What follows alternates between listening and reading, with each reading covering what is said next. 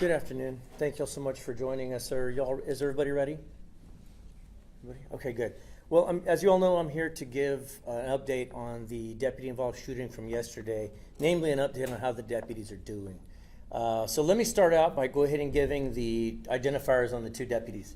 Deputy Nathan Segala, he's been with the agency since 2012, and he's been on patrol since 2021. He was actually, and I'll give you more details later, but Deputy Segala was actually shot through the hand yesterday. He was the primary responding deputy yesterday. Deputy Nicholas Zini, he has been with the department, with the agency since 2023, and he's been on patrol since 2024, so a little over a year and a half that he's been on patrol. Deputy Zini was the one shot in the hip yesterday, and so I'll give you updates on both of them. He was the what we would call a cover deputy, or the secondary deputy arriving on scene. From what we're able to gather at this point, and obviously this information is subject to change, let me go ahead and give you the information on the suspect as well. This is going to be our suspect, Jose Arley Fernandez Solano, 38 years of age. My understanding, he's got previous charges for assault, bodily injury, family, and injury to a child. My understanding is that Mr. Fernandez Solano is a Costa Rican national, and of course now obviously is deceased as a result of the shooting yesterday, but I will give you further details on him as well. So let me back up to the report, to the deputies slide, and then I'll give you information. So what we were able to gather is that yesterday, as I mentioned to you yesterday, we received a call about 8:30 a.m. The victim had called BCSO reporting that her ex-boyfriend, the suspect, had entered her home without permission through an open door. There had been some threats ongoing between him making threats on her and her children. Yesterday, the information that we had is that he was armed with a rifle and a pistol and threatened to kill himself or kill responding deputies if law enforcement was called. Thankfully, yesterday, this victim was able to conceal herself up the street. Her and her children were not in harm's way, and she was able to make that call. When deputies made contact with the suspect, it was Deputy Segala that was able to make primary contact with him through a door that was partially cracked. Now, they were not able to see at that time the suspect, both of his hands, and so something prompted the deputies to then push their way and push the suspect back into the room. Soon thereafter, you could hear see a struggle on the body camera, and the suspect produces what we believe to be a handgun, a stolen handgun, and fires what we believe to be one shot. That one shot, we believe at this point, went through Deputy Segala's hand, clean through, and then went into Deputy Zini's hip and exited his buttock. So one round struck both deputies is what we believe at this point. They were able to get him down on the ground, but there was several shots fired on behalf of both deputies. At this point, we believe each deputy may have fired about 3 rounds. The suspect was shot at least 3 times that we know of, possibly 4, and he was pronounced deceased there on the scene. This gunfight, I can tell you, having seen it and having seen many like it over the years, it's pretty indicative of law enforcement gunfights, not what many people would see on the TV shows, the cop TV shows, a running gun battle, taking span over a half mile. This is pretty indicative. Most gunfights, police gunfights, happen within about a 10-foot range, and most of them are over within 2 to 3 seconds. And that's exactly, if I said 3 seconds on this one, that would be considered a very long time. From the very first time, from the very first shot in this instance to the second to the last shot, I'm thinking a span of about 3 seconds in total, and all of this happened. When the third deputy arrived on scene, got to tell you, she did an excellent job. Along with these two, they did an awesome job communicating what they needed. The third deputy on scene did an excellent job, just in the calmest voice you'd ever hear. Getting on the radio, letting dispatch know that she had an officer down, at least one officer down, because at that time, I don't think they both knew they'd been hit.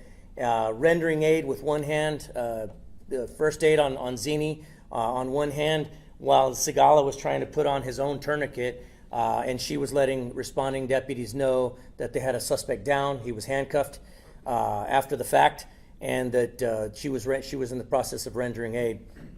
Once they were able to get the scene secured, these deputies were, of course, taken by EMS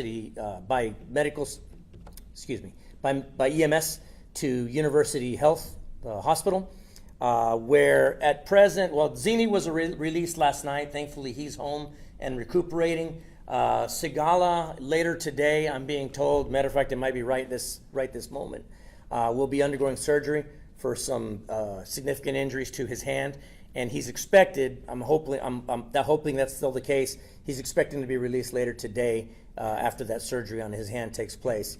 In accordance with our procedures, they'll be placed on administrative leave for some time.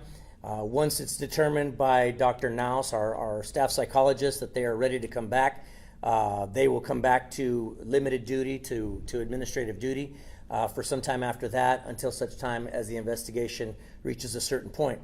Let me reiterate, at this point, I believe these deputies did their job well.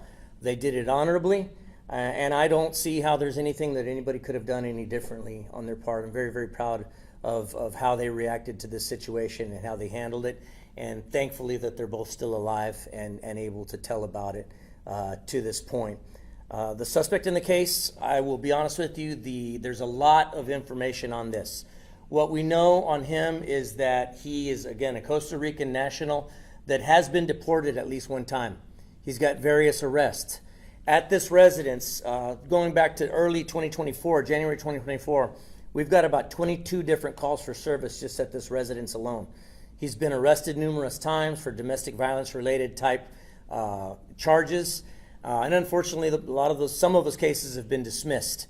The latest case, so as of yesterday, he did have 2 felony warrants in association with the latest case that happened in October. There was a domestic violence related type case that happened in October, and he had 2 active warrants for that. There have been attempts made to try to place him into custody since then, but unfortunately we were not able to find him until yesterday when they were able to make contact with him, and we know how that situation worked out. I can't go too much into detail on how many arrests and when he was deported and how he came back. Some of those we don't know, but again, I could spend, based upon the number of records that I have in front of me right now, we could spend the better part of this afternoon just going line by line on this. And at this point, I just think it's too much information to try to get out there. We'll get that information out as soon as we're able to do so. But suffice it to say, this gentleman does have what we consider to be an extensive criminal history. And quite frankly, he's not somebody that even should have been in this country committing crimes or otherwise.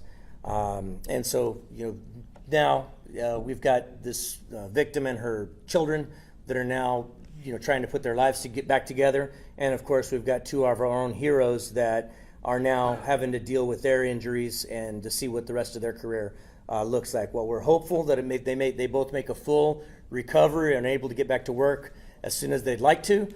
We know that they've got a little bit of recovery time to go for both of them.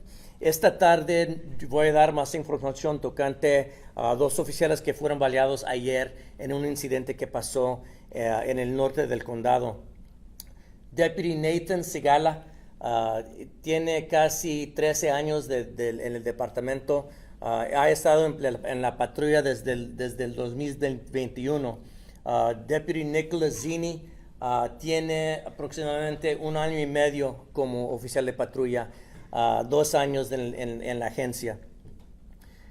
Se aparenta que ayer ellos respondieron a esa llamada a aproximadamente las 8:30 de la mañana.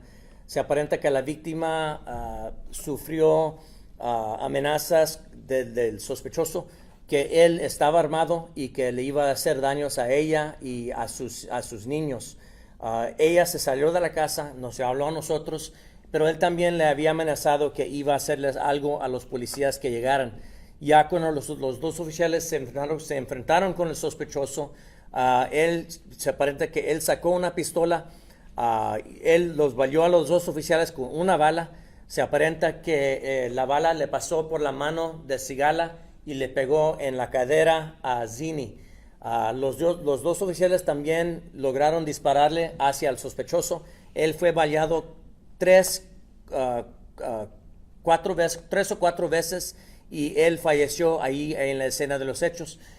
Hay mucha información tocante otros arrestos. Back it up a little bit, Rob.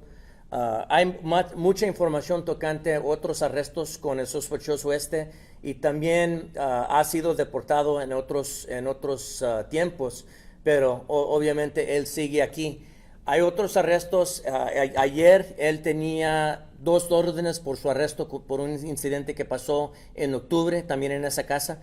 Nosotros hemos recibido aproximadamente 22 llamadas por servicio en esa casa desde el 2024. Son muchas llamadas. Entonces no puedo dar mucho detalle en cuántos arrestos, pero sí sé que son varios y sí sé que en algún tiempo sí lo deportamos el gobierno federal ellos lo deportaron de los Estados Unidos, pero él de alguna manera regresó. El sospechoso es José Arley Fernández Solano, es residente de Costa Rica. Any questions for me? Habías dicho de que fue todo extremadamente bien rápido, que no sabían en un momento que salían.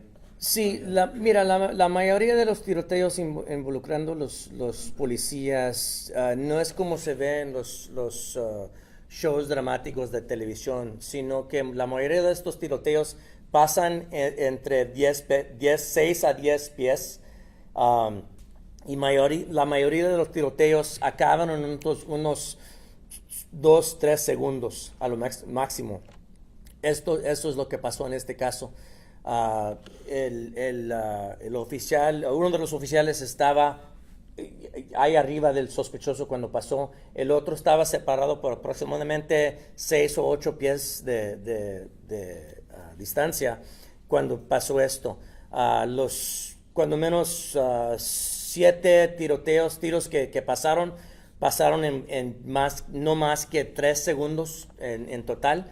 Y pasó todo esto, pero sí les quiero dar al público que sí vamos a dar el video públicamente en unos cuantos días, pero van a ver que todo pasó bien pronto y bien cerca.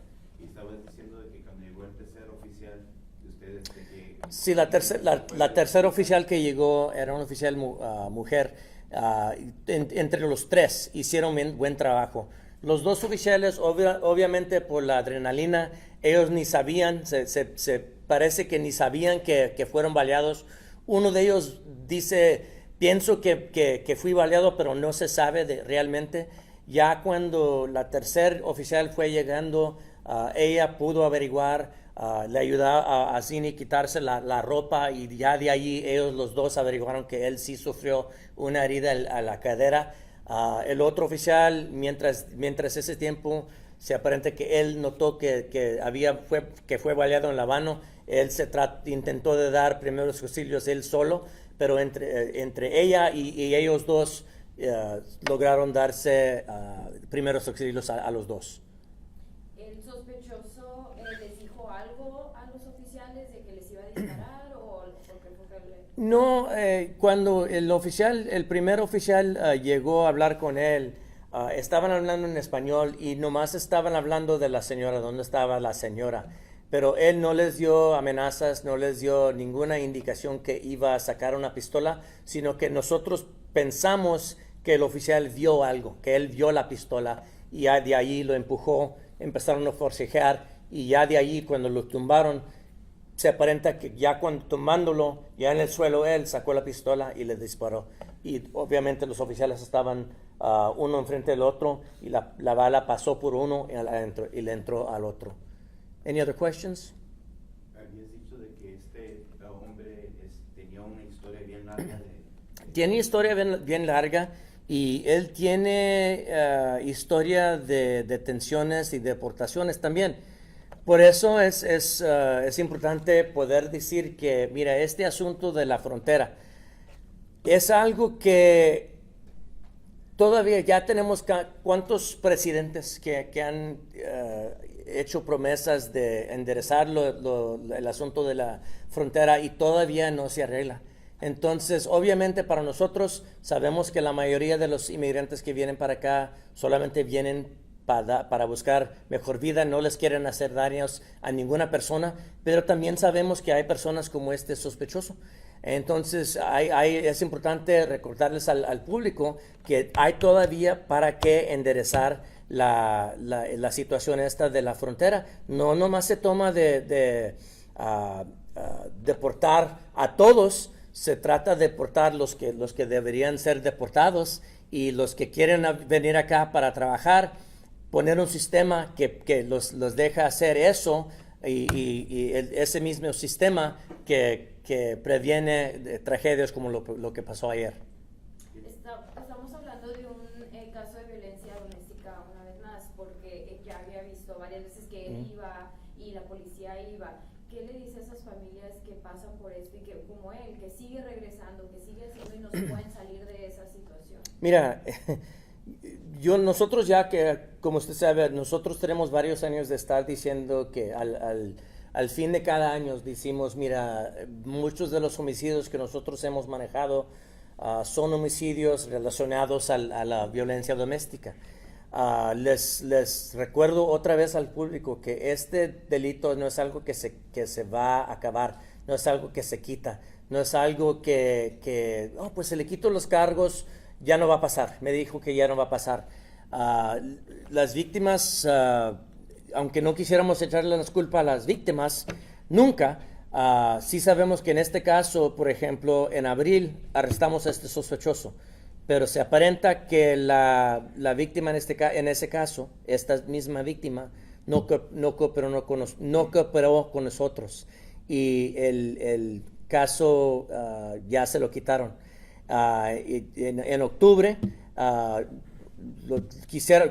queríamos arrestarlo otra vez por otros cargos y después de esa vez hay información en este caso que aunque nosotros intentamos arrestarlo otra vez, ella sabía dónde estaba y no nos dijo.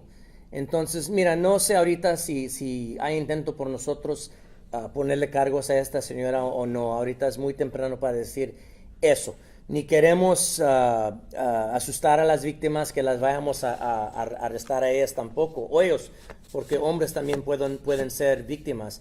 Pero les recordamos al público que es importante cuando alguien empiece un caso de violencia doméstica, es importante seguir ese caso, no quitar los cargos tan pronto porque se pueda, porque sabemos que estos sospechosos, la mayoría, van a seguir haciendo lo mismo hasta que el sistema los pare. Estaba diciendo que esto pasó súper rápido, ¿piensas que el entrenamiento que les dieron posiblemente les salvó la vida? Oh, no, obviamente el entrenamiento de estos oficiales les salvó la vida a ellos dos y posiblemente a otros. Sí es tragedia cuando una persona pierda su vida.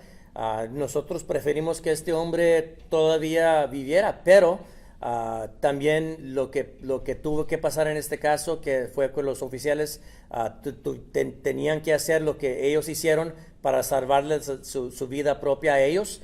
Entonces yo estoy de acuerdo con eso. Su entrenamiento de ellos obviamente les ayudó.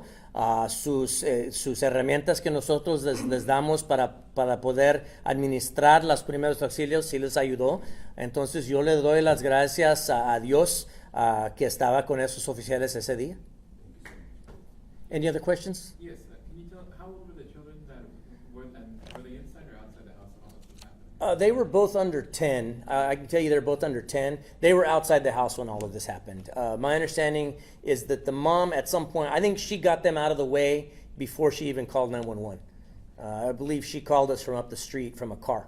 So I'm thankful that she was able to get them out of harm's way. Because, I mean, obviously this could have been played out a totally different scenario had she not done a great job of getting those kiddos out of the house before we got there. And do you know anything as far as the motive as to why he had gone to the house that night? Was it related to their relationship? And he was mentioning as a strange boyfriend, is that right? Oh, big time. I think there were some threats made that he was coming over to harm her and the children and burn the house down. I can tell you there's another call from December 14th where similar threats were made. And on that night, that's what, a week ago? Yeah.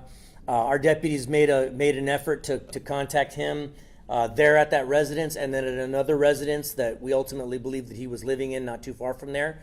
There was an attempt made to capture him then. We used bulletproof shields or bullet resistant shields in that instance to try to find him. So we did what we could to try to find this guy and get him out of there. Unfortunately, on December 14th, they were not able to find him. Yesterday, we were able to find him, and we saw what happened. You mentioned there was The kids are 10 and 8. 10 and 8. Okay, thank you, appreciate that. You mentioned too that so one bullet hit both the one deputy's hand and another deputy in the hip. Can you tell us more about that gun? Was that what caliber? Yes, it's a 40 S&W firearm, and what we know about that firearm is it was reported stolen in 2022 from a vehicle at the San Antonio Zoo. Apparently some tourists were visiting from Houston, and they left a firearm in a vehicle, which we always urge people to not do. And this vehicle, the vehicle was burglarized. The firearm was stolen. Now, from what we're able to gather, we don't believe that this suspect was even in the country at that time. So how he came to be in possession of this weapon that was stolen in 2022, we don't know. We may never know. But again, we use this as an opportunity to remind the public that, look, don't leave your guns in cars because they could be used in some sort of unspeakable tragedy, like what happened yesterday. We had 2 first responders shot and almost killed. ¿En la casa encontraron más armas de fuego, drogas o armas? Había otra arma en el carro, un carro de él, pero esa no era robada, era un rifle. And how long were you looking for him? Should you mention that? Well, on this latest go round, we were looking for him since October.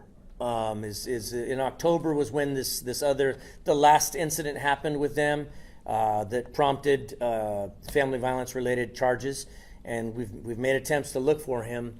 As I mentioned last week, there was a very similar to what happened yesterday, happened about a week ago. We were not able to find him then. So we've been looking for him since then. But again, there's indicators here that she may have known where he was and that he had those warrants active. So again, I am not saying that we're filing charges on her at this point, but also let's put responsibilities where they belong. If somebody knows where a wanted fugitive is, it's incumbent upon them to let us know. Or it is possible that charges may be faced at some point by someone harboring a dangerous criminal. Thank you all so much.